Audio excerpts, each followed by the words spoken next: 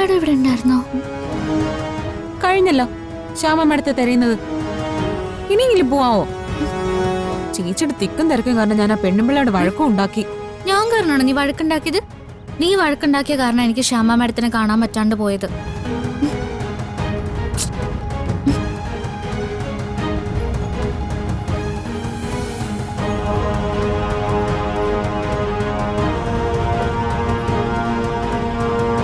രാധിക മോൾ എന്നെ കണ്ടു എന്നാ തോന്നുന്നേ.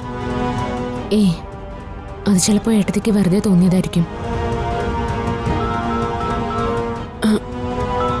രാധിക മോളാ? എടുക്കെടുക്ക, അല്ലെങ്കിൽ അവൾക്ക് സംശയവും.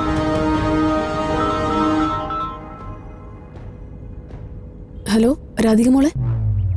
ആ അമൃത മാഡത്തിനെ ഞാനിപ്പോ കണ്ടല്ലോ.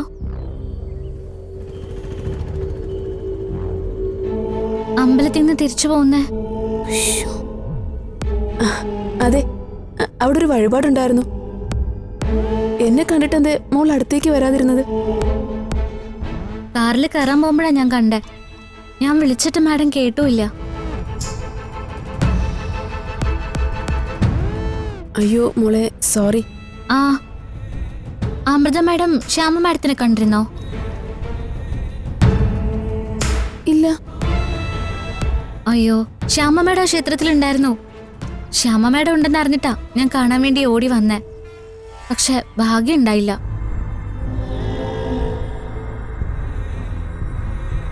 എന്താന്നറിയില്ല, എപ്പോ ശ്യാമ മാഡത്തിനെ കാണാൻ തോന്നിയാലും എന്തെങ്കിലും ഒരു തടസ്സം ഉണ്ടാവും.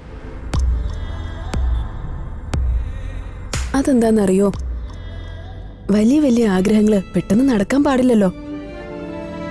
അപ്പോഴല്ലേ കണ്ടുമുട്ടുമ്പോ അതിൻ്റെ ഒരു രസം. ഞാനിങ്ങനെ ഓടിപ്പാഞ്ഞ് നടക്കുന്നതേ ഉള്ളൂ. ശ്യാമ മാഡത്തിനെ കാണുമ്പോ എന്താ പറയാ, സ്നേഹത്തോടെ സംസാരിക്കോ, എന്നോട് ഇഷ്ടാവോ എന്നൊന്നും എനിക്കറിയില്ല.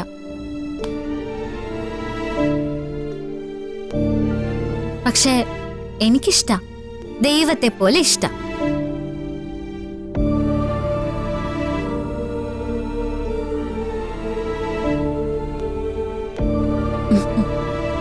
രാധിക മോളിനെ എങ്ങോട്ട് പോവാ?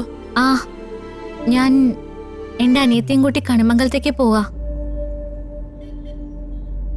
അവളെ അവിടെ ആക്കാൻ വേണ്ടിട്ട്. ഞാൻ ഫോൺ വെച്ചോട്ടെ? ആയിക്കോട്ടെ മോളെ.